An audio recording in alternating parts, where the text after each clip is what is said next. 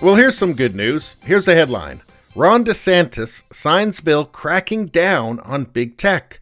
These platforms have become our public square.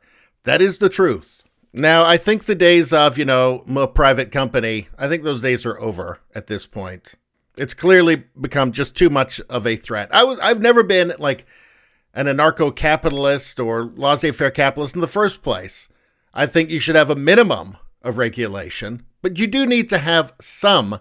And this case proves it. I mean, the case of the big tech oligarchs taking over the world, taking over what people can say and what they can hear, this proves that. Again, I'm a capitalist.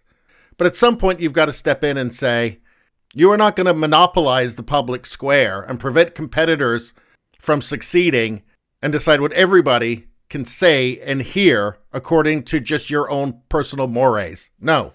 Anyway, here's the story. Florida Governor Ron DeSantis signed legislation Monday reining in big tech companies and empowering users who believe they have been discriminated against unfairly. I can think of a big one right off the top of my head. How about Steven Crowder? How about that? And by the way, this isn't the only good thing that's happening.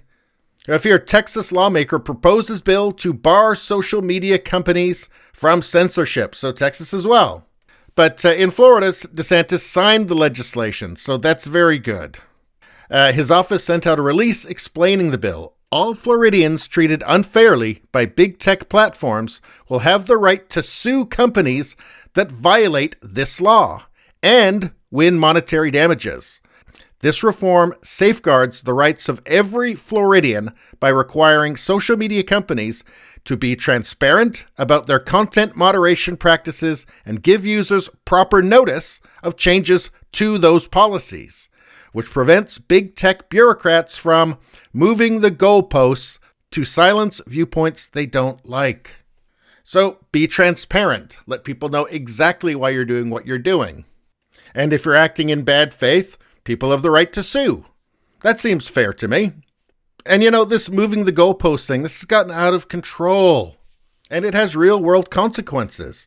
Here, how the liberal media dismissed the lab leak theory and smeared its supporters. Here, finally the media admits Wuhan lab leak concern isn't a conspiracy theory. And shortly after that, Fauci bombshell, not convinced C-19 developed naturally outside Wuhan lab. Why does that matter? What's that got to do with big tech?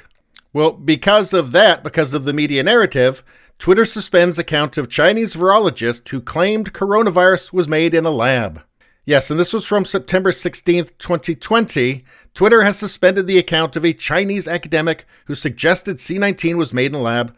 A social media profile of Dr. Li Meng Yan went dark this week as the scientist claimed to have scientific evidence the Chinese government was involved in manufacturing the highly infectious novel coronavirus. She was on Tucker Carlson, and this happened shortly after that. So the media said that the whole lab theory, based on basically no evidence, just the opinion of like a handful of people who just said what they wanted to hear, they had her account suspended. It had countless more, but she was a high-profile one.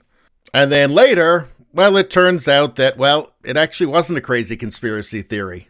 But the media and big tech colluded to basically crush that narrative and make sure people didn't hear it. And now they admit that the lab leak concern isn't a conspiracy theory, but it's a little bit too late, isn't it? Now that scientist, if she'd been in Florida and there'd been this law then, she would have been able to sue Twitter over that. And not just be basically unpersoned by social media and by mainstream media, who work and collude together to put forward their preferred narrative, which was basically Trump said it might have come from the lab, so it's Trump, so it has to be not that, so we have to attack anybody who says that because Orange Man. Anyway, it goes on, the Attorney General of Florida can bring action against technology companies that violate this law under Florida's Unfair and Deceptive Trade Practices Act. If social media platforms are found to have violated antitrust law, they will be restricted from contracting with any public entity. That antitrust violator blacklist imposes real consequences for big tech oligopolies' bottom line. And it concludes here, big tech is prohibited from deplatforming Floridian political candidates. So I guess even though they can still deplatform any president they want at any time, this is still progress, right? The Florida Election Commission will impose fines of $250,000 per day on any social media company that deplatforms any candidate for statewide office and $25,000 per day for deplatforming candidates for non-statewide offices. Any Floridian can block any candidate they don't want to hear from, and that is a right that belongs to each citizen. It's not for big tech companies to decide. Bravo! And about time. Hopefully laws like this will just sweep across the West. That's my hope. And it's an uphill battle for sure, because they just got their fingers into every pie.